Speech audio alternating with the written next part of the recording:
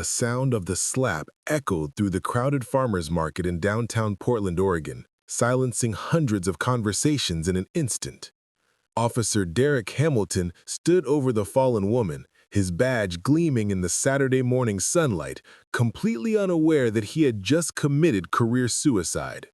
What he didn't know was that Victoria Hayes, the woman now picking herself up from the concrete with blood trickling from her lip, held the highest law enforcement position in the United States. In 30 seconds, his world would change forever. Before we jump back in, tell us where you're tuning in from, and if this story touches you, make sure you're subscribed because tomorrow I've saved something extra special for you. The Pearl District Farmers Market had always been Victoria Hayes' sanctuary from the crushing responsibilities of federal law enforcement.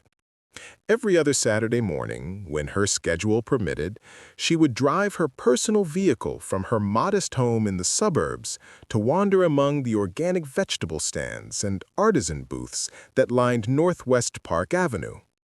These moments of normalcy had become increasingly precious as her career had catapulted her into positions of unprecedented authority and responsibility. At 48, Victoria represented everything the old guard of law enforcement had never expected to see in their lifetime. The daughter of a Detroit auto worker and a high school mathematics teacher, she had methodically climbed every rung of the federal law enforcement ladder through a combination of brilliant analytical thinking, uncompromising integrity, and an almost supernatural ability to remain calm under pressure. Her appointment as FBI director 18 months earlier had broken not just gender barriers, but had fundamentally shifted the culture of the nation's premier investigative agency. This particular Saturday morning had started with her usual routine. Victoria had awakened at 5:30, completed a 40-minute workout in her home gym, and spent an hour reviewing briefing materials for Monday's congressional testimony about domestic terrorism trends. The stack of classified documents on her kitchen table represented threats to national security that would have kept most people awake at night. But Victoria had learned long ago to compartmentalize the darkness of her professional world from the simple pleasures that kept her grounded. She had dressed in jeans, a simple blue sweater, and comfortable walking shoes, deliberately choosing clothing that would help her blend into the Saturday morning crowd. Her security detail knew better than to follow her on these excursions. Victoria had made it clear from her first day in office that she would not live her life in a protective bubble, and her agents had reluctantly agreed to maintain distant surveillance that preserved her illusion of normalcy. The farmers' market stretched for 6 blocks along the tree-lined avenue, featuring everything from organic honey to handcrafted pottery. Victoria particularly enjoyed the diversity of vendors and customers, which reflected Portland's reputation as a progressive and inclusive community. Young families pushed strollers between elderly couples examining heirloom tomatoes, while college students and professionals in weekend casual wear created a pleasant buzz of conversation and laughter. She had been examining a display of artisanal bread when the first signs of trouble emerged from the crowd ahead. Raised voices carried over the general market noise, followed by the distinctive sound of someone demanding to see identification. Victoria's professional instincts immediately activated, her mind automatically cataloging escape routes and potential threats even as she continued her casual browsing. Officer Derek Hamilton had been patrolling the Pearl District for 6 years, and he had developed very specific ideas about who belonged in the upscale neighborhood and who didn't. At 34, he carried himself with the swagger of someone who had never been meaningfully challenged in his exercise of authority. His personnel file contained numerous complaints about excessive force and discriminatory behavior, but the Portland Police Bureau's Internal Affairs Division had consistently found ways to minimize or dismiss these concerns. Hamilton's patrol route through the Pearl District had become his personal kingdom, where he exercised authority with minimal supervision and maximum personal discretion. The wealthy residents of the converted warehouse lofts and expensive condominiums had learned to appreciate his aggressive approach to keeping undesirable elements out of their neighborhood. Local business owners had grown accustomed to his expectation of preferential treatment and minor gratuities for his protective services. The incident had begun when Hamilton noticed a group of teenagers gathered around a food truck that specialized in Caribbean cuisine. The young people, most of whom were Black or Latino, had been laughing and enjoying their lunch when Hamilton decided their presence constituted a potential disturbance. His approach to the group had been immediate and confrontational, demanding identification and questioning their right to be in the area. 16-year-old Marcus Johnson had been celebrating his acceptance to Portland State University with friends from his high school debate team when Officer Hamilton appeared with accusations of loitering and suspicious behavior. Marcus had politely explained that they were customers of the food truck and had every right to eat their lunch in the public space, but his calm reasoning had only seemed to inflame Hamilton's determination to assert dominance. The confrontation escalated quickly as Hamilton began issuing orders for the teenagers to disperse immediately or face arrest for disorderly conduct. When Marcus asked for clarification about what specific law they were violating, Hamilton interpreted the question as defiance of police authority. His hand had moved to his baton as he stepped closer to the young man, his voice rising to ensure that surrounding marketgoers could hear his commands. Victoria had been drawn toward the commotion by the obvious distress of nearby vendors and customers. Her trained eye immediately assessed the situation as a clear case of harassment without legal justification. The teenagers were conducting themselves appropriately. The food truck owner appeared nervous about the police attention affecting his business, and several adult bystanders were pulling out phones to record what was clearly becoming an abusive exercise of authority. She approached the scene with the casual stride of someone browsing the market, but her professional mind was rapidly analyzing the legal and tactical dimensions of what she was witnessing. Hamilton's body language indicated someone operating on emotion rather than training. His commands lacked legal foundation, and his obvious targeting of minority youths in a public space constituted textbook discrimination. When Victoria reached the edge of the crowd that had gathered around the confrontation, she positioned herself where she could clearly observe Hamilton's actions while remaining unobtrusive. Her decades of experience in law enforcement had taught her that intervention in police situations required careful timing and strategic thinking, especially when the officer involved appeared to be operating outside proper procedures. Hamilton had escalated his demands to include requiring the teenagers to provide their addresses and explain their presence in the neighborhood, requests that had no legal basis given that no crime had been committed or suspected. When 17-year-old Angela Martinez pointed out that they were in a public space and had purchased food from the vendor, Hamilton grabbed her arm with sufficient force to leave visible marks. Victoria stepped forward with the measured confidence of someone accustomed to de-escalating volatile situations. "Officer," she said calmly, her voice carrying the natural authority that came from years of commanding respect in difficult circumstances. These young people appeared to be conducting themselves appropriately. Perhaps we could discuss your concerns about this situation. Hamilton turned toward her with the irritated expression of someone unaccustomed to having his authority questioned by civilians. His initial response revealed the depth of his assumption about who had the right to speak to police officers and who should remain silent when law enforcement was conducting business. "Ma'am, this is police business and I need you to step back and mind your own affairs," Hamilton snapped, his tone carrying the implicit threat that non-compliance would result in her becoming his next target. "These individuals are creating a disturbance and I have every right to investigate suspicious activity in this area." Victoria maintained her calm demeanor while mentally noting the factual inaccuracies in Hamilton's statement. The teenagers had been engaging in completely legal activity. No disturbance had occurred beyond Hamilton's own confrontational approach, and his definition of suspicious activity appeared to be based entirely on racial profiling rather than any observable criminal behavior. "Officer, I'm simply concerned about the welfare of these young people," Victoria replied evenly.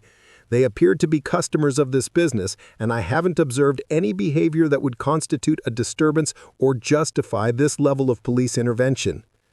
Her professional language and obvious familiarity with law enforcement procedures seemed to catch Hamilton off guard momentarily. Most civilians confronted by aggressive police officers either retreated immediately or responded with emotional outbursts that provided justification for arrest. Victoria's calm persistence and technical vocabulary suggested someone with legal training or law enforcement experience. "Lady, I don't know who you think you are, but I don't take advice from civilians about how to do my job," Hamilton responded, his voice rising to ensure that the growing crowd of onlookers could hear his assertion of authority. "Now step back before I decide you're part of the problem here." The threat was clear and unmistakable. Hamilton was prepared to use his police powers against anyone who challenged his actions, regardless of the legal merits of their concerns. The surrounding crowd had grown to include several dozen farmers market vendors and customers, many of whom were recording the interaction with their phones.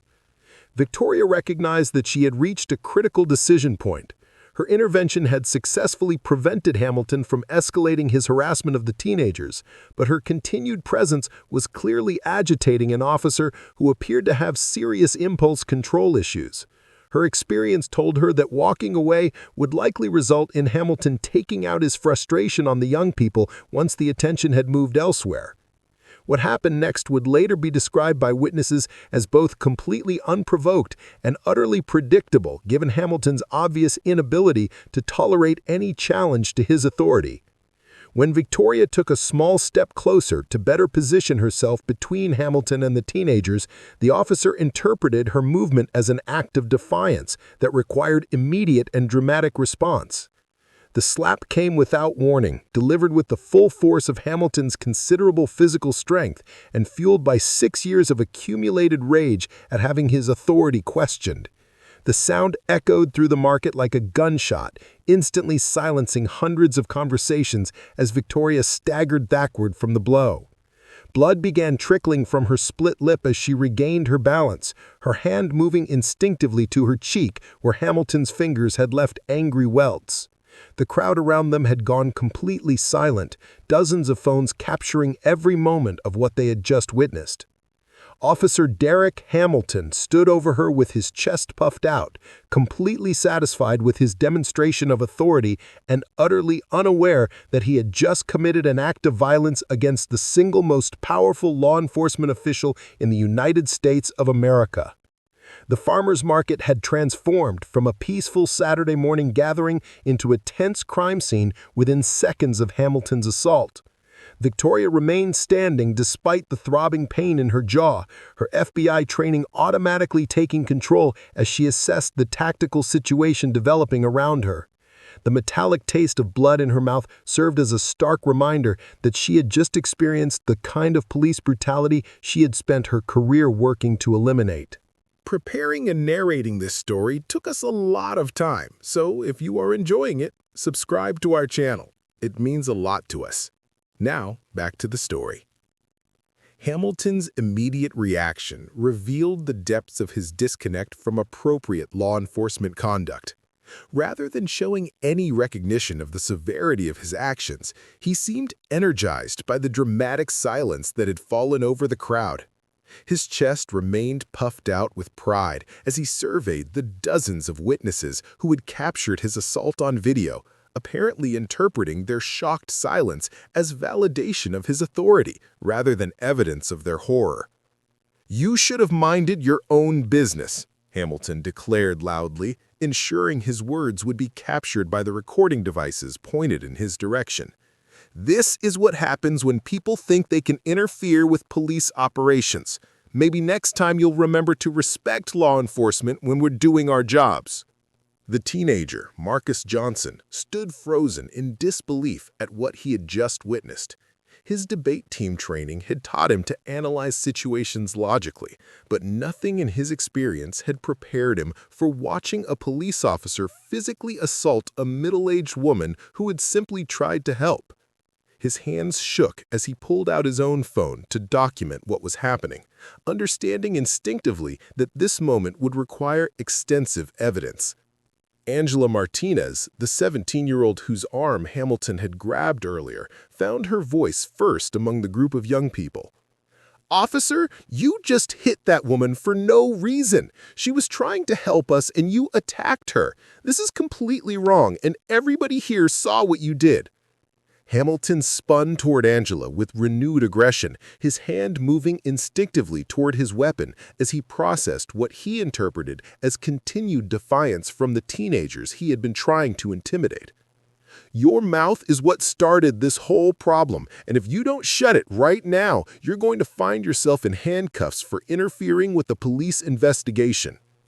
Dr. Patricia Williams, a pediatric surgeon who had been shopping for ingredients for her weekly meal prep, stepped forward from the crowd with the authoritative bearing of someone accustomed to managing crisis situations.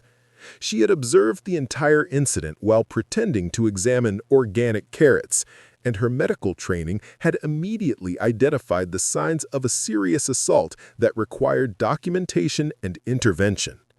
"Officer, this woman needs medical attention," Dr. Williams announced, positioning herself near Victoria while maintaining eye contact with Hamilton. "I'm a physician, and I can see clear evidence of injury that should be evaluated immediately. We need to call emergency medical services and document these injuries properly." Hamilton's response to medical intervention revealed another layer of his problematic relationship with authority and accountability. "Lady, nobody asked for your medical opinion, and this situation doesn't require any doctors or ambulances. This individual was interfering with police business and received appropriate correction for her behavior." The casual dismissal of medical concerns about someone he had just physically assaulted demonstrated his complete inability to recognize the gravity of his actions.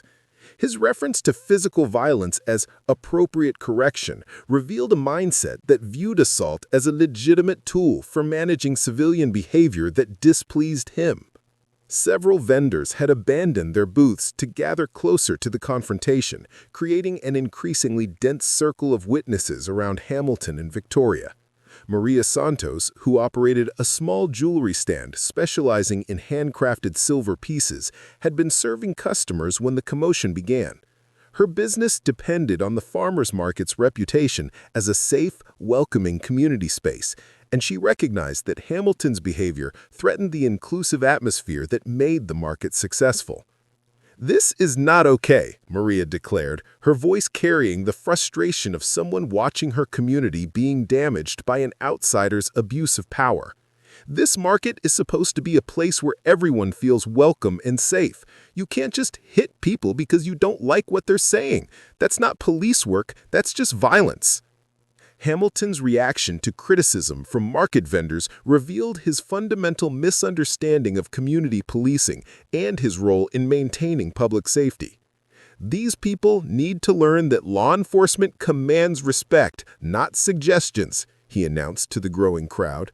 "When civilians think they can tell police officers how to do their jobs, situations get out of hand quickly."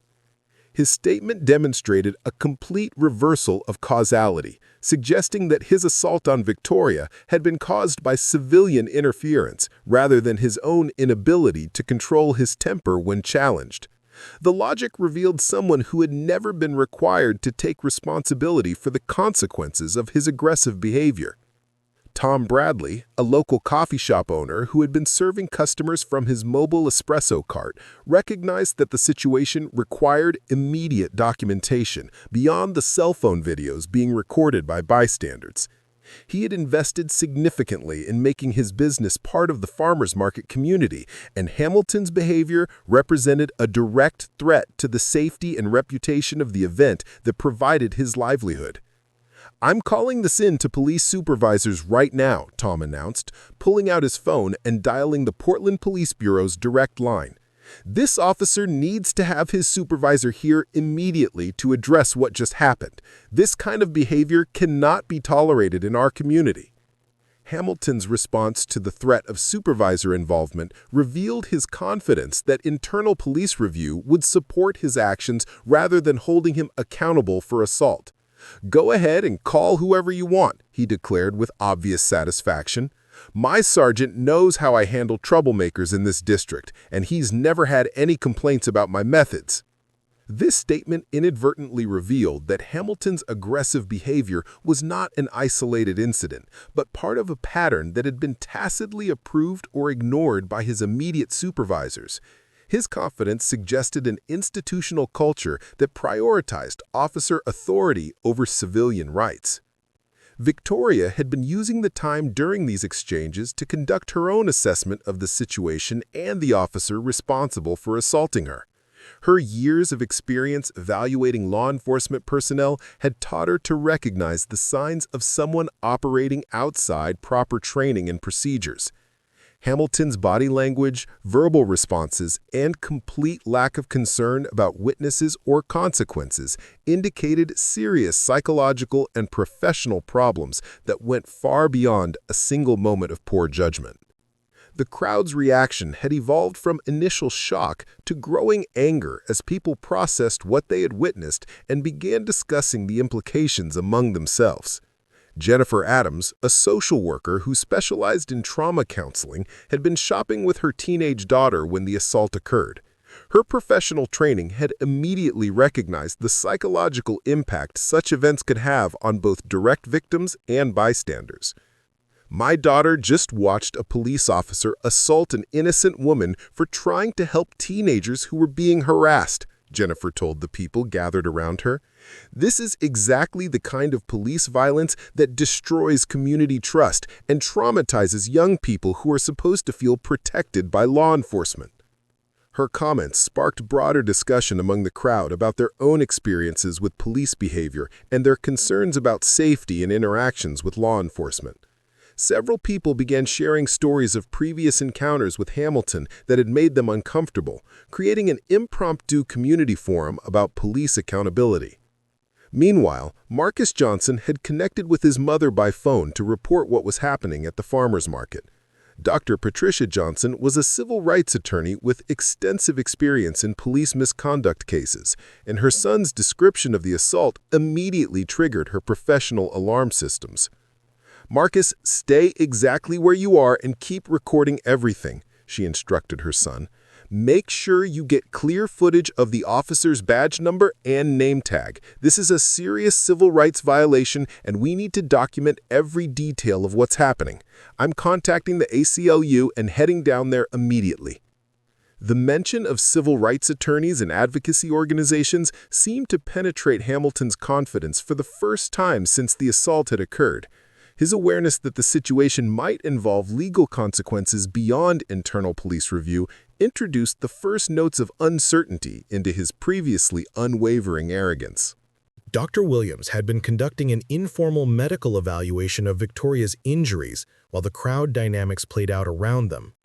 Her examination revealed not just the obvious facial trauma from the slap, but signs of neck strain from the force of the blow and possible mild concussion symptoms that required professional evaluation.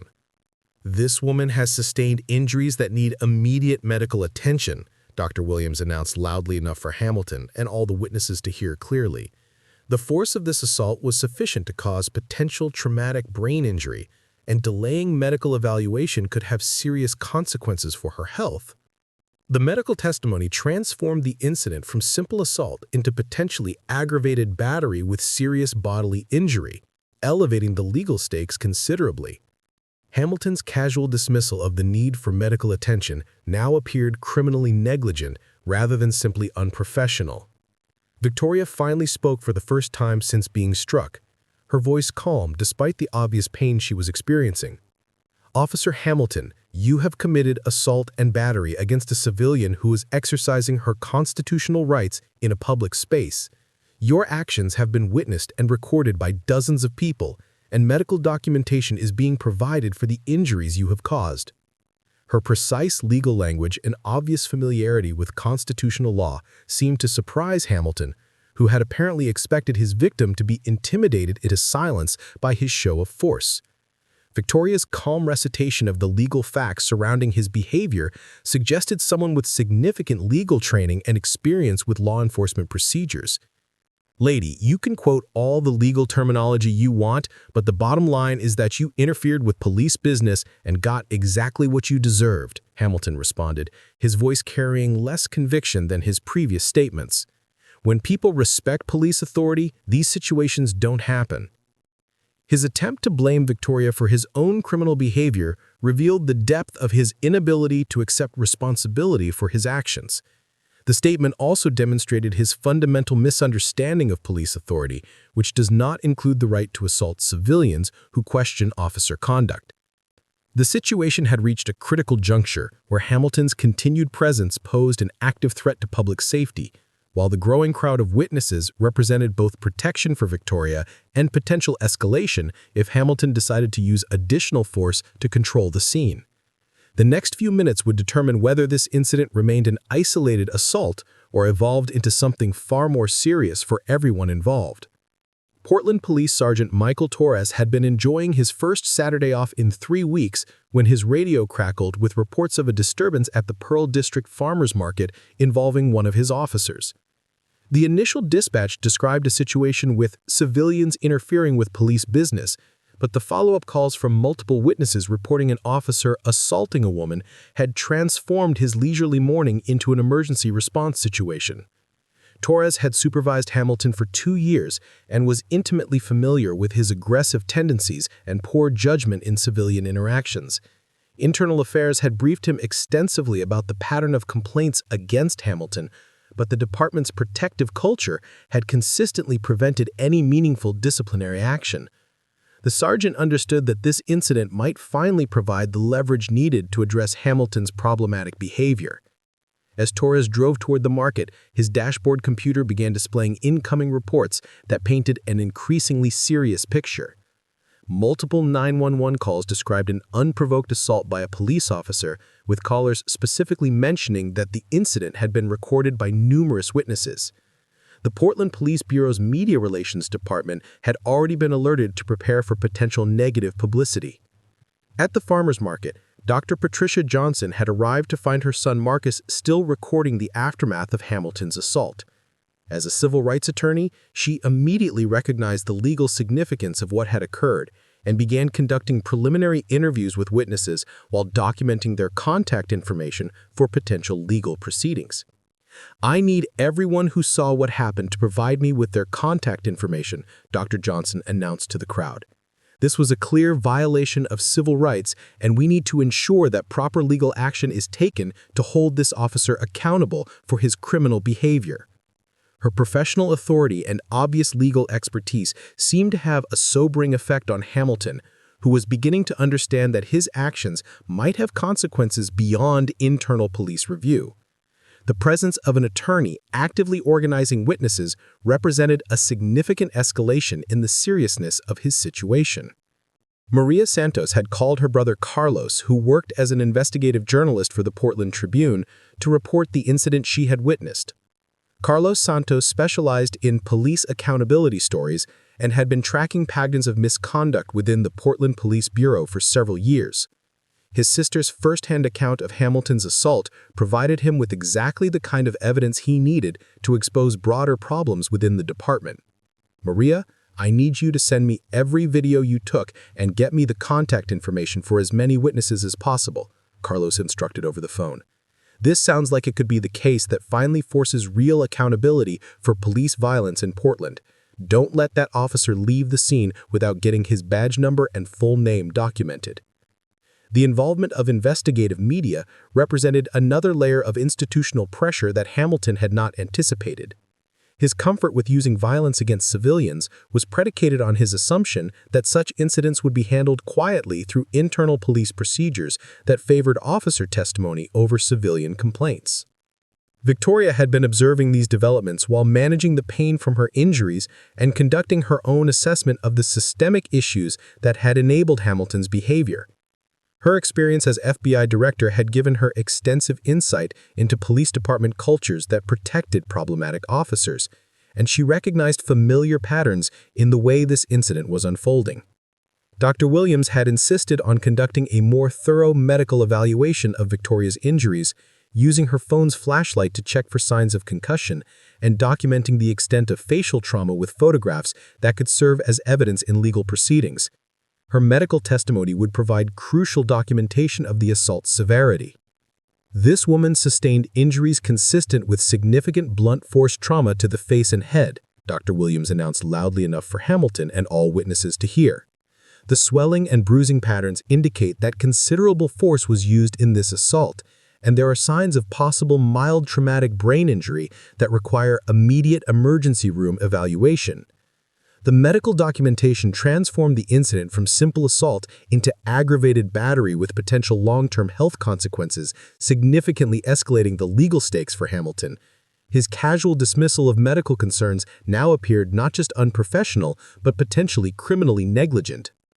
Officer Rebecca Martinez had been patrolling a nearby district when she received the emergency backup call about a situation involving Hamilton. As one of the few Latino officers in the Portland Police Bureau, she had experienced her own challenges with departmental culture and had observed Hamilton's problematic behavior firsthand during previous incidents.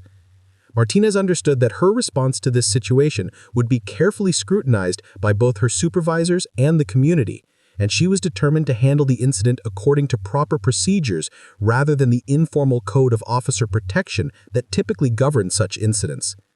Her arrival at the farmers market represented the first official police response beyond Hamilton's initial presence. The crowd's reaction to Martinez's arrival was notably different from their interactions with Hamilton. Several witnesses approached her immediately to provide statements about what they had observed, while others continued recording to document how the backup officer would handle the situation.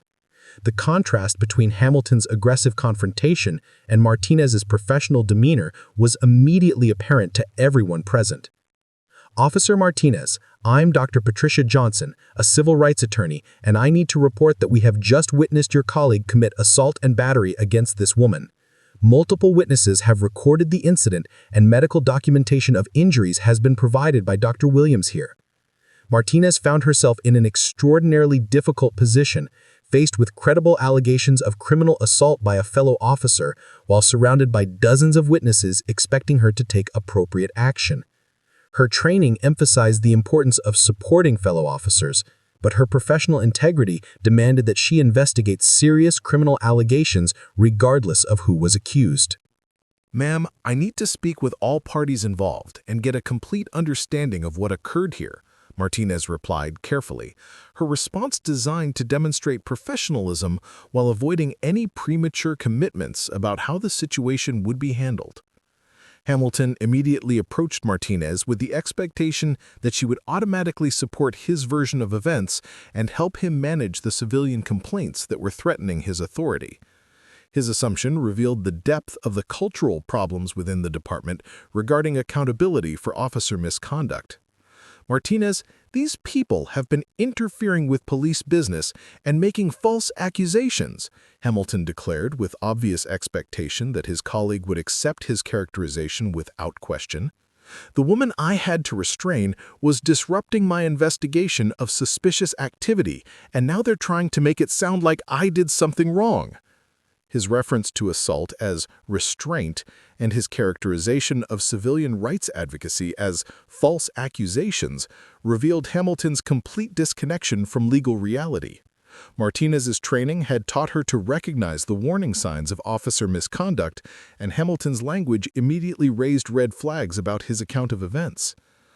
Officer Hamilton, I need you to step aside while I conduct interviews with witnesses and document what occurred here, Martinez instructed, her tone indicating that she intended to investigate the incident properly rather than simply accepting his version of events.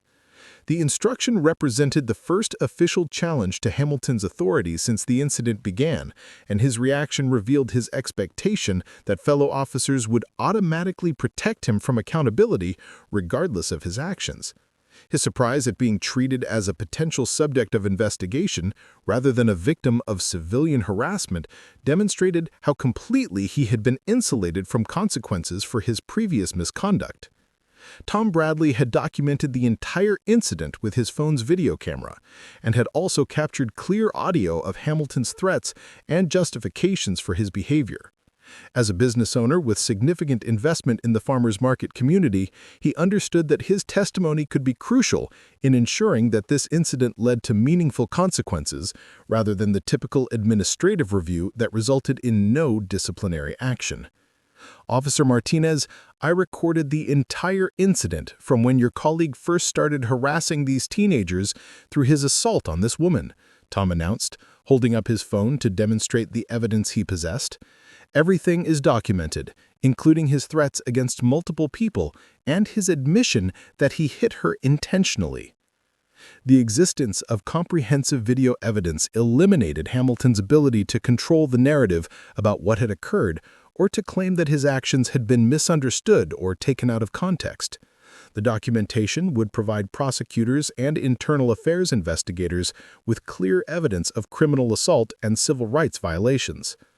Victoria, the teenager whose arm Hamilton had grabbed at the beginning of the incident, had overcome her initial fear and was now providing detailed testimony to Officer Martinez about the sequence of events that had led to the assault. Her account corroborated the video evidence and demonstrated that Hamilton's aggressive behavior had been unprovoked and legally unjustified from the beginning. He grabbed my arm hard enough to leave marks just because I told him we had the right to eat our lunch here, Angela explained, showing Officer Martinez the visible bruises on her forearm. Then, when that lady tried to help us, he hit her in the face for no reason at all except that he was angry about being questioned. The teenager's testimony provided crucial evidence of Hamilton's pattern of escalating violence against multiple civilians during a single incident, demonstrating that his assault on Victoria was not an isolated moment of poor judgment, but part of a systematic abuse of authority against anyone who challenged his behavior. Meanwhile, Sergeant Torres had arrived at the farmers market to find a situation far more serious than the initial radio reports had suggested. The presence of media representatives, civil rights attorneys, medical professionals, and dozens of witnesses with video evidence indicated that this incident would have significant consequences for both Hamilton and the Portland Police Bureau. Torres immediately recognized that standard damage control procedures would be inadequate for managing this crisis. The department's typical strategy of minimizing civilian complaints and protecting officer reputations would not be effective when faced with comprehensive documentation and professional witnesses who understood legal procedures. Officer Martinez, I need a full briefing on the situation here, Torres instructed, positioning himself away from Hamilton to avoid appearing to coordinate their responses to the incident. Martinez provided a preliminary report that confirmed the civilian allegations of unprovoked assault and documented the extensive evidence that had been gathered by witnesses. Her professional assessment indicated that Hamilton had committed serious crimes that would require immediate action rather than standard administrative review. Sergeant, based on my preliminary investigation, there is credible evidence that Officer Hamilton committed assault and battery against a civilian who was exercising her constitutional rights, Martinez reported formally. Multiple witnesses have provided consistent testimony, video evidence has been documented, and medical evaluation has confirmed significant injuries requiring emergency treatment. The official report from a fellow officer eliminated Torres's ability to dismiss the incident as civilian misunderstanding or exaggeration. Martinez's professional assessment carried the weight of law enforcement credibility and would be difficult for internal affairs to ignore or minimize. Victoria had been listening to these exchanges while continuing her own evaluation of the institutional dynamics that had enabled Hamilton's behavior. Her experience with police department cultures across the country had taught her to recognize the signs of systemic problems that went beyond individual officer misconduct. The patterns she observed in Hamilton's behavior, the initial reluctance of backup officers to challenge his actions, and the obvious surprise of supervisors at being confronted with serious accountability measures all indicated broader cultural problems within the Portland Police Bureau that had created an environment where such incidents were predictable rather than aberrant. As medical personnel arrived to provide emergency treatment for her injuries, Victoria understood that this incident would serve as a catalyst for exposing and addressing institutional failures that had protected problematic officers like Hamilton from meaningful consequences for their abuse of authority. The complexity of the situation had expanded far beyond a simple assault case to encompass civil rights violations, institutional accountability, media scrutiny, and community organizing around police reform. Hamilton's moment of violence had triggered a comprehensive examination of law enforcement culture that would have implications extending far beyond his individual case. Emergency medical technician Sarah Chen had been dispatched to the farmer's market expecting a routine medical call, but the scene that greeted her suggested something far more complex than a simple injury requiring basic treatment. Dozens of witnesses surrounded the incident area, multiple police officers were present, and the obvious tension in the crowd indicated that she was responding to a significant law enforcement incident rather than an accidental injury. Chen's initial assessment of Victoria's injuries confirmed Dr. Williams' preliminary evaluation. The facial trauma showed signs of significant blunt force impact, and the patient exhibited mild symptoms that warranted immediate transport to the emergency department for comprehensive neurological evaluation. Her professional documentation would provide crucial medical evidence for any subsequent legal proceedings. "Ma'am, I need to get you to the hospital for a complete evaluation of these injuries," Chen informed Victoria while preparing her equipment for patient transport.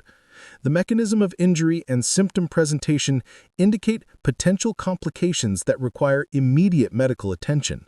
Victoria understood that accepting medical transport would remove her from the scene before she could reveal her identity and take control of the situation. However, her years of law enforcement experience had taught her that proper documentation of evidence was crucial for successful prosecution, and medical records would provide important corroboration of the assault's severity. "I appreciate your concern, but I need to handle some urgent matters here before seeking medical treatment," Victoria replied, her tone carrying an authority that immediately caught Chen's attention. "I'm going to need you to document these injuries thoroughly and provide copies of your medical assessment for legal purposes." Her precise language and obvious familiarity with evidence collection procedures suggested someone with extensive legal training. Chen made detailed notes about the injury patterns while preparing her report, understanding that her documentation might play a crucial role in subsequent investigations. Sergeant Torres had been attempting to control the situation through standard crowd management techniques, but the presence of civil rights attorneys, investigative journalists, and dozens of witnesses with video evidence made traditional damage control impossible. His experience told him that this incident would require unprecedented transparency and accountability measures. Torres approached Victoria with the intention of taking her statement about the incident, following standard procedures for documenting civilian complaints against police officers. His expectation was that he would be dealing with a typical assault victim who would need guidance through the complaint process and reassurance about police department accountability measures. "Ma'am, I'm Sergeant Torres, and I need to get your statement about what occurred here today," he began, pulling out his standard incident report forms. "I understand this has been a traumatic experience, and I want to assure you that the Portland Police Bureau takes these allegations very seriously." Victoria looked at Torres with the calm assessment of someone evaluating a subordinate's competence rather than a victim seeking help from authority figures. Her response would fundamentally alter every assumption that law enforcement personnel had made about their roles in this situation. "Sergeant Torres, before we proceed with any statements, I need you to understand exactly who you're dealing with here," Victoria said, reaching into her leather jacket to retrieve the credential wallet that would transform everything about this incident. The movement caught the attention of everyone within visual range, including Hamilton, who had been watching nervously as the situation continued to escalate beyond his control. The crowd sensed that something significant was about to occur, and the background conversations gradually diminished to silence. Victoria opened her credential wallet with deliberate precision, holding it at eye level so that Torres could clearly see the gold badge and federal identification card that identified her as the director of the Federal Bureau of Investigation. The revelation hit the sergeant like a physical blow, his expression shifting from professional courtesy to shock and then to barely controlled panic. "Sergeant, I am Victoria Hayes, Director of the Federal Bureau of Investigation," she announced clearly, her voice carrying across the silent crowd with unmistakable authority. "Officer Hamilton has just committed aggravated assault against a federal law enforcement official in the performance of her duties, and this entire incident is now under federal jurisdiction." The transformation in crowd dynamics was instantaneous and complete. Witnesses who had been recording the incident on their phones suddenly understood that they had documented not just police brutality, but an assault on the highest-ranking law enforcement official in the United States. The magnitude of Hamilton's mistake began to register with everyone present. Officer Martinez felt her knees weaken as she processed the implications of what Torres had just learned. Her careful attempts to investigate the incident professionally had suddenly become the difference between career advancement and potential complicity in a federal crime. Every decision she made from this point forward would be scrutinized by the highest levels of law enforcement. Hamilton's face had gone completely white as his brain struggled to process the impossibility of what he had just heard. The woman he had casually assaulted for questioning his authority was the single most powerful law enforcement official in the country, someone who could end his career with a phone call, and whose assault would trigger federal investigations that could destroy entire police departments. The realization struck him with devastating clarity. He had not simply committed assault against a civilian who would file a complaint through normal channels. He had committed a federal crime against someone with the authority to mobilize the entire resources of the FBI against him and anyone who had enabled his behavior. Dr. Patricia Johnson immediately understood the seismic shift that had just occurred in the legal landscape surrounding this incident. Her civil rights practice had never involved a case with stakes this enormous, and she recognized that Hamilton's assault had just become a federal case with implications that would reach the highest levels of government.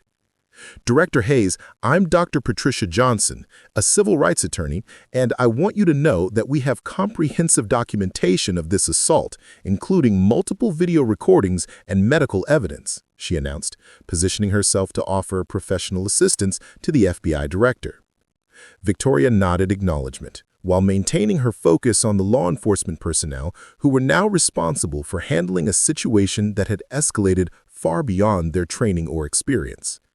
Her years of leadership had taught her that moments of crisis revealed institutional strengths and weaknesses with brutal clarity. "Sergeant Torres, I need you to immediately secure this scene and detain Officer Hamilton pending arrival of federal investigators," Victoria instructed, her tone carrying the unmistakable authority of someone accustomed to commanding instant obedience from law enforcement personnel. "Officer Hamilton, you are under arrest for assault on a federal official," Torres announced, his voice shaking as he processed the career-ending implications of his subordinate's actions. "You have the right to remain silent, and anything you say can and will be used against you in a court of law." Hamilton's legs gave out completely as the Miranda warnings were read, his body collapsing onto a nearby bench as the full weight of his situation crashed down around him. The confident swagger that had characterized his behavior throughout the incident had been replaced by the hollow-eyed stare of someone whose life had just been destroyed by his own actions.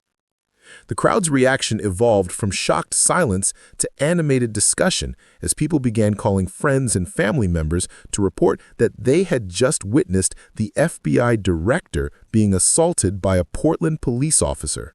Social media posts began appearing within minutes, with hashtags identifying the incident spreading across multiple platforms simultaneously. Carlos Santos, the investigative journalist, immediately understood that he was witnessing the biggest law enforcement story of his career. The assault on the FBI director would generate national media attention and trigger comprehensive investigations into police department cultures that had protected officers like Hamilton from accountability. Director Hayes, I'm Carlos Santos with the Portland Tribune, and I want to ensure that this story receives appropriate coverage, he announced, approaching Victoria due to someone of her position and circumstances. Victoria recognized that media coverage would be crucial for ensuring transparency in the federal investigation that would follow, but she also understood that premature disclosure could compromise ongoing law enforcement operations. Her response would need to balance accountability with operational security. Mr. Santos, I appreciate your commitment to accurate reporting, but I need you to understand that this incident will trigger federal investigations that require careful handling to protect their integrity, she replied, her tone indicating both respect for press freedom and expectation of responsible journalism. EMT Chen continued documenting Victoria's injuries while the identity revelation played out around her, understanding that her medical evidence would now be crucial for federal prosecutors building a case against Hamilton. The transformation from routine medical call to federal crime scene required comprehensive documentation that would meet the highest evidentiary standards.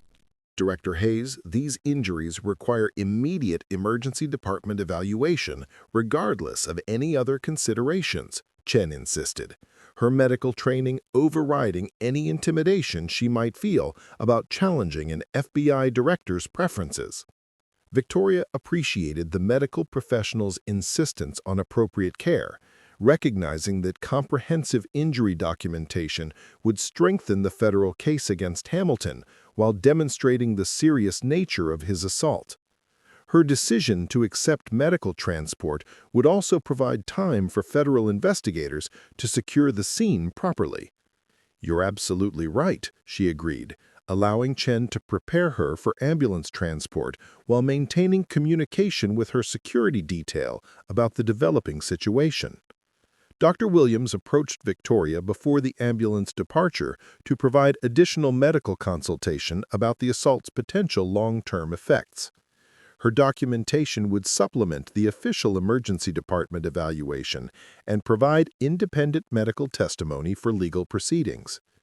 Director Hayes, as a physician who witnessed this assault, I want to ensure that you receive comprehensive neurological evaluation and that all potential complications are properly monitored, Dr. Williams offered, her professional concern transcending any awareness of Victoria's official position. The teenagers, who had been Hamilton's original targets, stood in stunned amazement as they processed the revelation that the woman who had tried to help them was the FBI director. Marcus Johnson understood that his debate team experience had not prepared him for witnessing history unfold in real time at a farmer's market. Angela Martinez realized that Hamilton's assault on the FBI director had occurred specifically because she had intervened to protect them from his harassment. The courage she had shown in challenging police misconduct had not only protected her and her friends, but had exposed a federal crime that would have far-reaching consequences. As Victoria was loaded into the ambulance for transport to the emergency department, she maintained communication with federal authorities about securing the crime scene and beginning the investigation that would examine not just Hamilton's individual actions, but the institutional culture that had enabled his behavior. The farmers' market had been transformed from a peaceful community gathering into the epicenter of a federal investigation that would ultimately expose systematic failures in police accountability and trigger reforms that would protect countless future victims of law enforcement misconduct. Hamilton sat in handcuffs on the bench where he had collapsed, staring at the ground as federal agents began arriving to take control of an investigation that would examine every aspect of his career and the department culture that had protected him. His moment of violent assertion of authority had triggered the complete destruction of everything he had built his identity around. The revelation that would change everything had occurred, transforming victim into prosecutor, powerless into powerful, and individual incident into federal case with implications that would reshape law enforcement accountability across the entire country. Within 20 minutes of Victoria's identity revelation, the farmers market had been transformed into a federal crime scene under the jurisdiction of the FBI's Portland field office. Special Agent Catherine Walsh, the assistant special agent in charge, had responded personally to coordinate the investigation of an assault against her ultimate superior. The magnitude of the situation required unprecedented security measures and investigative protocols. Walsh arrived with a team of 8 federal agents, evidence technicians, and specialists in civil rights violations to conduct the most thorough investigation possible. The Portland Police Bureau found itself in the extraordinary position of being investigated by federal authorities for the actions of one of their own officers against the FBI director herself. Agent Walsh immediately established a command post at the market's main pavilion, coordinating with local authorities while ensuring that federal standards would govern every aspect of the investigation. Her primary concern was documenting the extensive evidence while protecting the integrity of witness testimony from any potential interference by local law enforcement. The crime scene expanded to encompass 6 blocks of the farmers market, with federal agents conducting systematic interviews of every vendor and customer who had been present during Hamilton's assault. The comprehensive approach reflected the seriousness with which the FBI viewed attacks on federal officials and the need to establish a complete factual record. Portland Police Chief Rebecca Morrison had been attending her daughter's soccer game when she received the emergency call that would define her career. The news that one of her officers had assaulted the FBI director sent her racing toward the farmers market while frantically calling her legal counsel and public information officer to prepare for the media storm that would inevitably follow. Chief Morrison's first priority was damage control for the department's reputation, but she quickly realized that traditional crisis management strategies would be inadequate when dealing with a federal crime of this magnitude. The assault had been witnessed by dozens of people, recorded by multiple cameras, and committed against someone with the authority to launch comprehensive investigations into her entire department. At Oregon Health and Science University Hospital, Victoria was undergoing comprehensive neurological evaluation while maintaining constant communication with federal investigators about the expanding scope of the investigation. Dr. Michael Rodriguez, the attending emergency physician, documented extensive facial trauma and mild concussion symptoms that would provide crucial medical evidence for prosecution. The hospital's security protocols had been enhanced to accommodate the FBI director's presence, with federal agents coordinating with hospital administration to ensure both patient privacy and investigative integrity. Victoria's medical treatment became part of the evidentiary record while demonstrating the serious nature of Hamilton's assault. Dr. Rodriguez completed his examination with growing concern about the force that had been used against his patient. The injury patterns indicated that significant violence had been employed, creating medical documentation that would support charges of aggravated assault against a federal official. His report would become a crucial piece of evidence in the federal prosecution. Director Hayes, these injuries show clear evidence of significant blunt force trauma that could have resulted in much more serious complications, Dr. Rodriguez explained, while completing his documentation. The force used in this assault was sufficient to cause potential life-threatening injuries. Back at the farmers market, federal agents had begun uncovering a pattern of misconduct by Hamilton that extended far beyond the current incident. Agent Walsh's team discovered that multiple witnesses had previous experiences with Hamilton's discriminatory behavior, creating evidence of a systematic pattern of civil rights violations. Jennifer Adams, the social worker who had witnessed the assault, provided federal investigators with detailed testimony about Hamilton's escalation tactics and obvious targeting of minority community members. Her professional expertise in recognizing abusive behavior patterns, added credibility to the investigation's findings about Hamilton's psychological fitness for police work.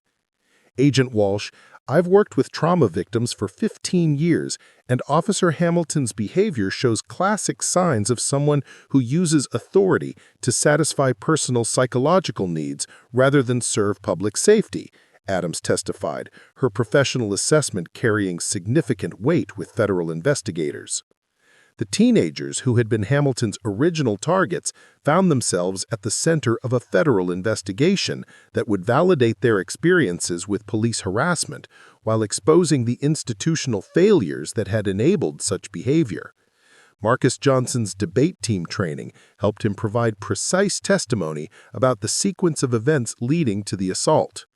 Federal agents documented Marcus's account with particular care, recognizing that his articulate description of Hamilton's escalation from harassment to violence would be crucial for establishing the premeditation and systematic nature of the officer's misconduct. The teenager's testimony would help prosecutors demonstrate that Hamilton's assault on the FBI director was part of a pattern rather than an isolated incident. Angela Martinez's bruised arm provided physical evidence of Hamilton's willingness to use violence against minors who questioned his authority. Federal investigators photographed her injuries extensively while gathering testimony about Hamilton's threats and intimidation tactics against young people who challenged his behavior. Dr. Patricia Johnson had begun coordinating with federal prosecutors to ensure that her civil rights expertise would be available for the complex legal proceedings that would follow. Her presence at the scene as both attorney and witness provided the investigation with someone who understood both the legal implications and the broader civil rights context of Hamilton's actions. Agent Walsh, this assault represents a federal civil rights violation under Section 242, and the fact that it was committed against the FBI director elevates it to an unprecedented level of federal crime, Dr. Johnson explained, offering her legal analysis to support the investigation's direction. Meanwhile, internal affairs investigators from the Portland Police Bureau had arrived at the farmers market to begin their own administrative investigation, only to discover that federal authorities had assumed complete jurisdiction over the case. The uncomfortable dynamic between federal and local investigators reflected the complex institutional relationships that would complicate accountability efforts. Agent Walsh, we need to coordinate our administrative investigation with your criminal investigation to ensure that we don't interfere with federal prosecution while still fulfilling our responsibility for internal accountability, Foster explained, recognizing that his department's credibility depended on full cooperation with federal authorities. Carlos Santos had been conducting his own investigation into Hamilton's history while federal agents secured the crime scene. His research revealed a pattern of complaints that had been systematically buried by internal affairs, creating evidence of institutional cover-up that extended beyond Hamilton's individual misconduct. The journalist's preliminary investigation uncovered 17 formal complaints against Hamilton over 5 years, most involving allegations of excessive force and discriminatory treatment of minority community members. The complaints had been consistently dismissed or reduced through internal procedures that protected officer employment while ignoring victim concerns. Santos's reporting would provide crucial context for understanding how Hamilton had been enabled to continue his pattern of misconduct until he finally assaulted someone with the authority to hold him accountable. The institutional failures revealed by his investigation would become part of the broader federal examination of Portland Police Bureau practices. Federal evidence technicians had begun collecting the numerous video recordings made by witnesses, creating a comprehensive visual record of Hamilton's assault and the events leading up to it. The multiple camera angles would provide prosecutors with unprecedented documentation of a federal crime in progress. Agent Sarah Murphy, a digital evidence specialist, coordinated the collection of video evidence while ensuring that witness privacy rights were protected and that all footage would be admissible in federal court. Her work would create an unassailable visual record of Hamilton's criminal behavior. "We have never had such comprehensive video documentation of an assault on a federal official," Murphy reported to Agent Walsh. The multiple angles and high-quality footage will make it impossible for defense attorneys to claim that the assault was accidental or justified. Tom Bradley had provided federal investigators with his complete video recording of the incident, which captured not only Hamilton's assault, but also his verbal justifications and threats against other community members.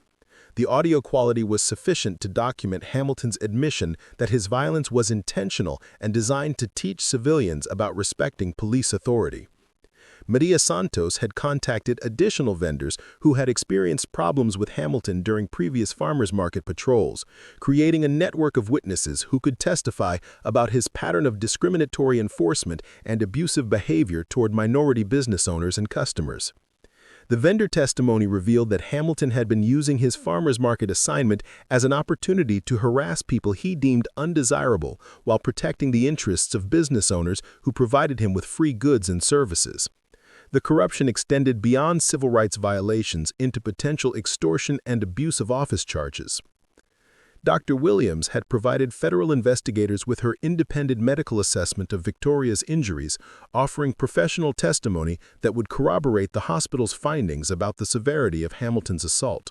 Her witness status as a physician who observed the incident provided additional credibility for prosecution efforts.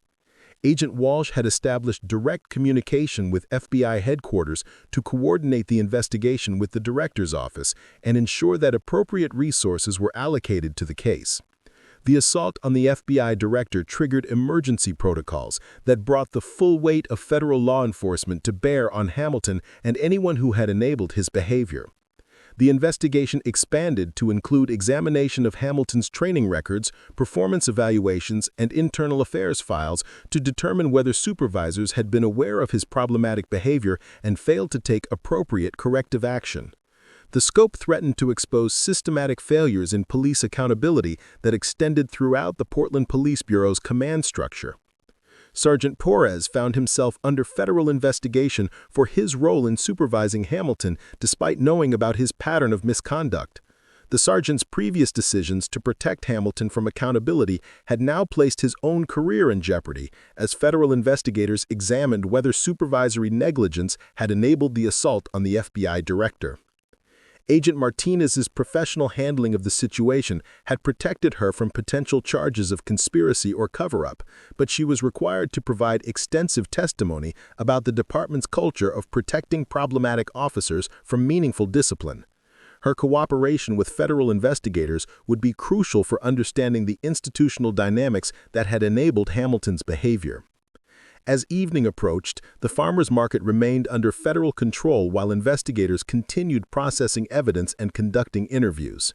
The thoroughness of the investigation reflected the FBI's determination to establish a complete factual record that would support not only Hamilton's prosecution, but also broader reforms to prevent similar incidents. The magnitude of the federal response sent a clear message to law enforcement agencies across the country that assaults on federal officials would trigger the most comprehensive investigations possible, while also demonstrating the FBI's commitment to accountability when its own personnel became victims of police violence. 6 months after the farmers market assault, federal prosecutors had assembled the most comprehensive civil rights case in Oregon's judicial history. United States Attorney Amanda Foster stood before the federal courthouse steps announcing that Officer Derek Hamilton would face 13 federal charges, including assault on a federal official, deprivation of rights under color of law, and conspiracy to obstruct justice. The federal grand jury had spent 3 months reviewing evidence that extended far beyond Hamilton's assault on FBI Director Victoria Hayes. Their investigation had uncovered a systematic pattern of misconduct that implicated multiple officers, supervisors, and administrators within the Portland Police Bureau who had enabled Hamilton's behavior through years of willful negligence and institutional cover-up. Hamilton's legal representation had attempted to negotiate a plea agreement that would avoid the life imprisonment he faced under federal sentencing guidelines for assault on a federal official. However, prosecutors rejected all plea offers, determining that the magnitude of his crimes and the institutional failures they represented required a trial that would fully expose the corruption within Portland's law enforcement system. Federal District Judge Patricia Washington had been assigned to preside over the trial that legal experts predicted would establish new precedents for holding police officers accountable for civil rights violations. Her reputation for thorough preparation and fair but firm courtroom management made her an ideal choice for a case that would attract national media attention and political scrutiny. The Portland Police Bureau had undergone complete leadership restructuring following the federal investigation's revelations about institutional misconduct. Chief Rebecca Morrison had been forced to resign when evidence emerged that she had personally reviewed and dismissed multiple complaints against Hamilton without conducting proper investigations. Her replacement, Chief David Martinez, had been recruited from the Seattle Police Department specifically for his experience implementing federal consent decrees and reforming department cultures that had protected problematic officers. His appointment came with a mandate to implement comprehensive reforms under federal oversight. The Justice Department had initiated a broader pattern and practice investigation into the Portland Police Bureau that examined systematic civil rights violations across the entire department. The investigation, led by Assistant Attorney General Rachel Chen from the Civil Rights Division, had uncovered evidence of discriminatory policing that affected thousands of community members over multiple years.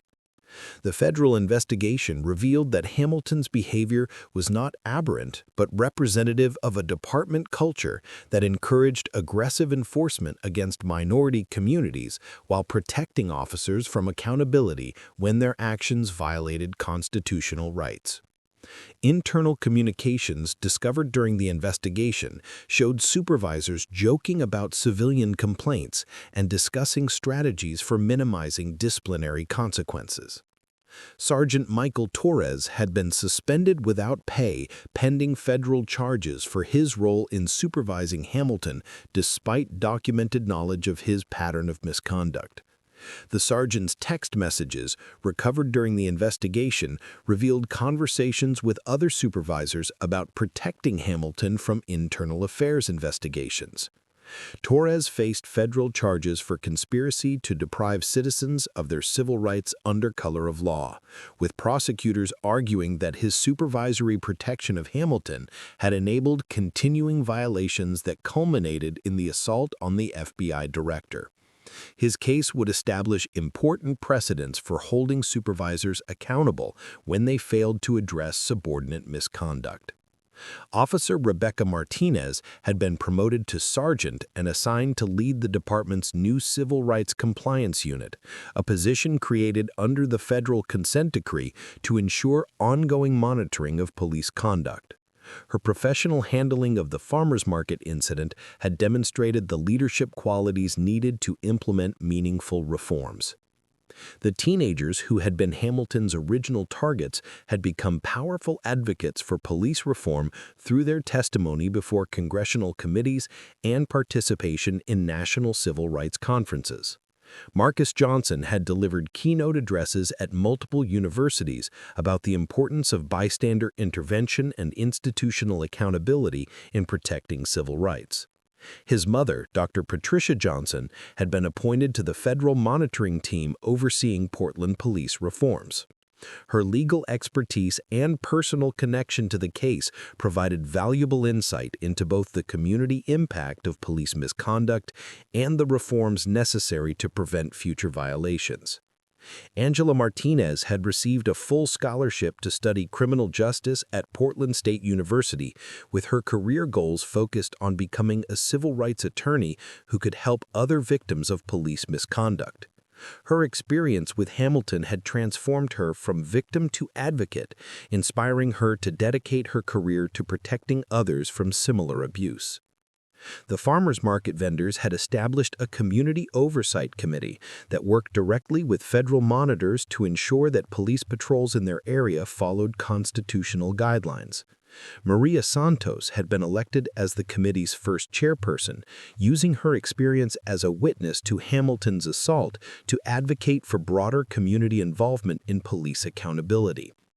Her brother Carlos Santos had won a Pulitzer Prize for his investigative series about police misconduct in Portland, with his reporting on Hamilton's case serving as the foundation for exposing systematic corruption throughout the department. His work had inspired similar investigations in police departments across the country. Dr. Williams had testified before Congress about the medical evidence of police violence and the importance of independent medical documentation in civil rights cases.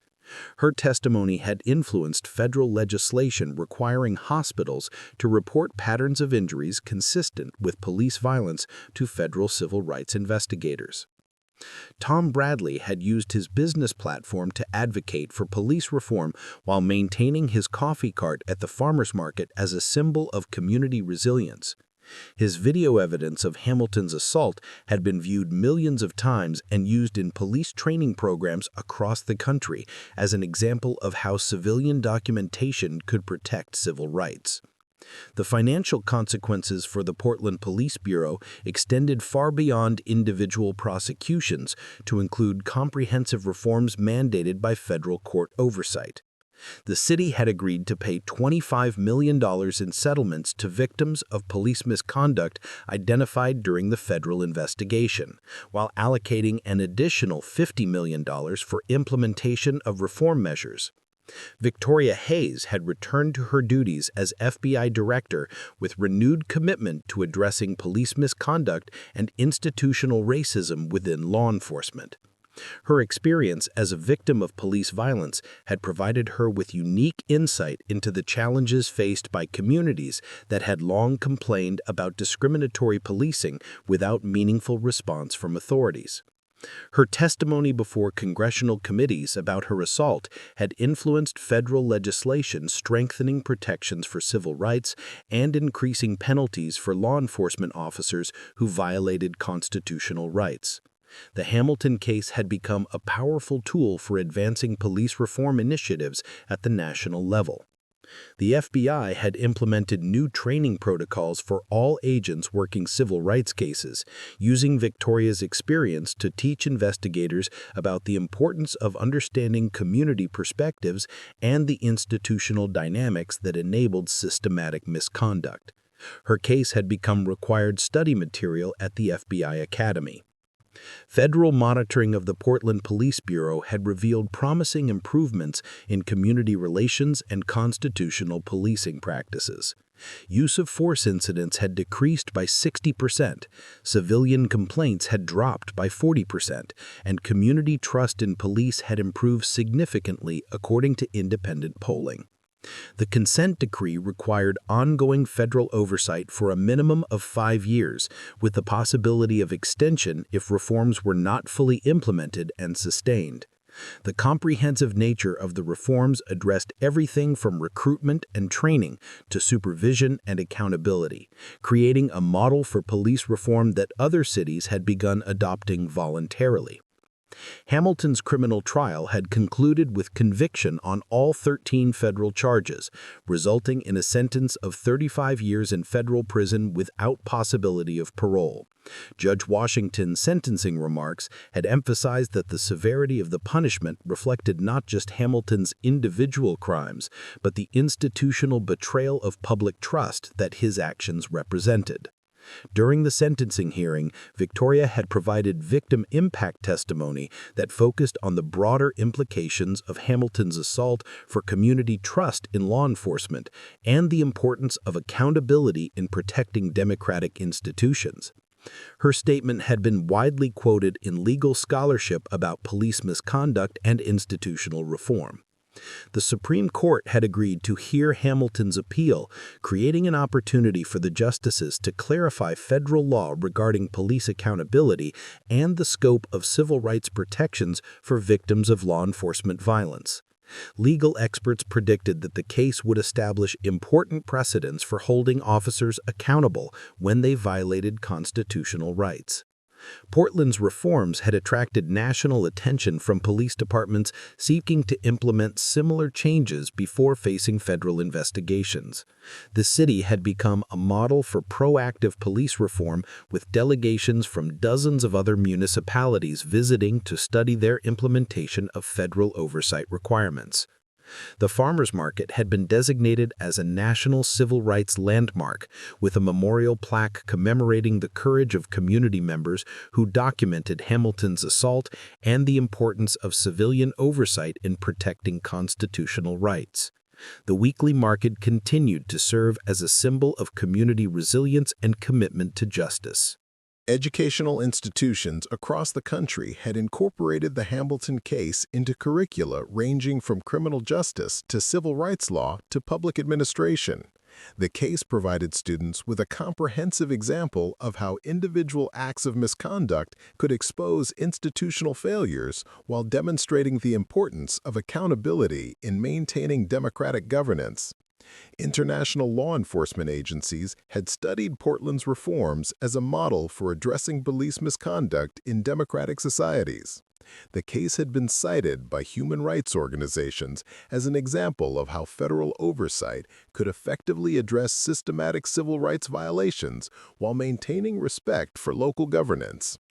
The long-term impact of Hamilton's assault on FBI Director Victoria Hayes had extended far beyond individual accountability to create lasting institutional changes that would protect countless future victims of police misconduct while strengthening public trust in law enforcement and democratic institutions. 3 years after the farmers market assault that shocked the nation, FBI Director Victoria Hayes stood before the graduating class of the FBI Academy in Quantico, Virginia. The 200 new special agents seated before her represented the most diverse recruitment class in Bureau history, with many citing her example as inspiration for their decision to pursue careers in federal law enforcement. Victoria's address focused on the fundamental principle that had guided her response to Hamilton's assault: the belief that how institutions respond to injustice defines their character more than the injustice itself. Her calm professionalism in the face of violence had demonstrated that true strength came from maintaining dignity under pressure rather than responding with escalation. The Hamilton Doctrine, as civil rights scholars had named it, established new legal precedents for holding law enforcement accountable when officers violated constitutional rights. Federal courts had cited the doctrine in over 50 decisions, creating a body of case law that strengthened protections for victims of police misconduct while clarifying the responsibilities of supervisors and administrators. The doctrine's influence extended beyond criminal justice to corporate accountability, with business schools teaching the case as an example of how institutional culture either enabled or prevented misconduct by individual employees. Harvard Business School had incorporated the Hamilton case into its core ethics curriculum, using it to demonstrate how leadership responses to crisis could either restore or destroy organizational credibility. Portland's transformation had attracted international attention from police reform advocates seeking models for addressing systematic misconduct. Delegations from 12 countries had visited the city to study implementation of federal oversight mechanisms that had successfully changed department culture without compromising public safety effectiveness. The Portland model emphasized prevention of misconduct through cultural change rather than punishment after violations occurred. Officers received quarterly training in constitutional policing, de-escalation techniques, and community engagement, while supervisors were held personally accountable for addressing problematic behavior in their units before it escalated to serious violations. Marcus Johnson had been accepted to Yale Law School with a full scholarship, his essay about witnessing Hamilton's assault having been recognized as one of the most compelling personal statements the admissions committee had ever received. His academic focus on civil rights law was informed by his firsthand experience with both police misconduct and the institutional changes that could prevent such violations. His mother, Dr. Patricia Johnson, had established the Johnson Institute for Police Accountability at Lewis and Clark Law School, creating the first academic program specifically dedicated to training lawyers in civil rights enforcement and police misconduct litigation. The Institute's graduates were serving as prosecutors, defense attorneys, and civil rights advocates across the country. Angela Martinez had completed her degree in criminal justice and was working as a community liaison officer with the reformed Portland Police Bureau.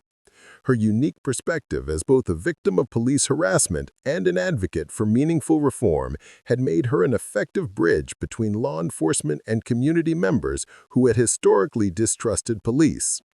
Her work involved coordinating community forums where residents could voice concerns about police practices while working collaboratively with officers to develop solutions that protected both public safety and constitutional rights. These forums had become models for community policing initiatives in cities across the Pacific Northwest. The farmers market had been designated as a National Historic Site commemorating the power of civilian documentation in protecting civil rights. The memorial plaque honored not just Victoria's courage, but the dozens of community members who had recorded Hamilton's assault and provided testimony that made accountability possible. Maria Santos had transformed her jewelry business into a social enterprise that employed formerly incarcerated individuals while donating profits to organizations working on criminal justice reform. Her success demonstrated how individual entrepreneurship could contribute to broader social change while creating economic opportunities for people excluded from traditional employment. Her leadership of the market's Community Oversight Committee had created new models for civilian participation in police accountability that emphasized collaboration rather than confrontation. The committee's monthly meetings provided structured dialogue between community members and officers while maintaining independent oversight of police practices. Carlos Santos had won a Peabody Award for his documentary series examining the institutional culture that had enabled Hamilton's misconduct. His reporting had inspired similar investigations in 23 cities, leading to federal interventions and reform efforts that protected thousands of people from potential police violence. The documentary had been viewed over 30 million times across multiple platforms, creating national awareness about the importance of institutional accountability in preventing individual acts of misconduct. Educational institutions used the series to teach students about investigative journalism and the role of media in democratic accountability. Dr. Williams had been appointed to the National Academy of Medicine's Committee on Police Violence and Public Health, where her research on the medical consequences of law enforcement trauma had influenced healthcare policy and training protocols. Her work had established new standards for treating victims of police violence while documenting evidence for legal proceedings. Her testimony before Congress had led to federal funding for trauma treatment programs specifically designed for victims of police misconduct, recognizing that such violence created unique psychological injuries requiring specialized therapeutic approaches. These programs had served over 5,000 victims in their first 2 years of operation. Tom Bradley had expanded his coffee business into a national chain that partnered with civil rights organizations to provide meeting spaces and financial support for community organizing efforts. His cafes featured community bulletin boards and hosted monthly forums on social justice issues, creating gathering places for people working toward positive change. His original farmers market cart remained in operation as a symbol of how ordinary citizens could contribute to extraordinary transformation through their commitment to justice and community welfare. The daily presence of the cart reminded market visitors that lasting change often began with individual acts of moral courage. The technological innovations inspired by Hamilton's assault had revolutionized police accountability nationwide.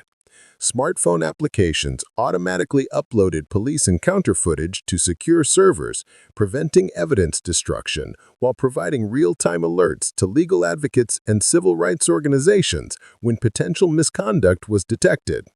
These technologies had documented over 200 incidents of police misconduct in their first year of operation, providing evidence for successful prosecutions while deterring potential violations through officers' awareness that their actions were being recorded.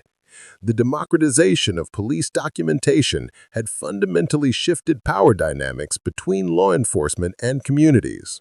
Federal legislation inspired by the Hamilton case had created new funding streams for community oversight organizations while establishing mandatory reporting requirements for police departments receiving federal assistance.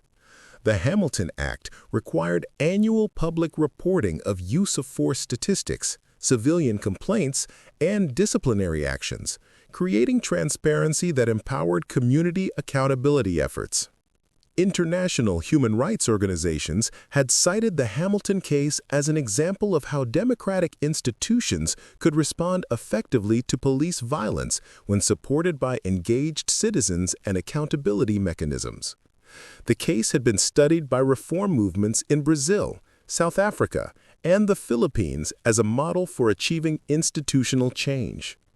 Victoria's closing remarks to the FBI Academy graduates emphasized the personal responsibility that every law enforcement officer carried for protecting democratic values through their daily actions.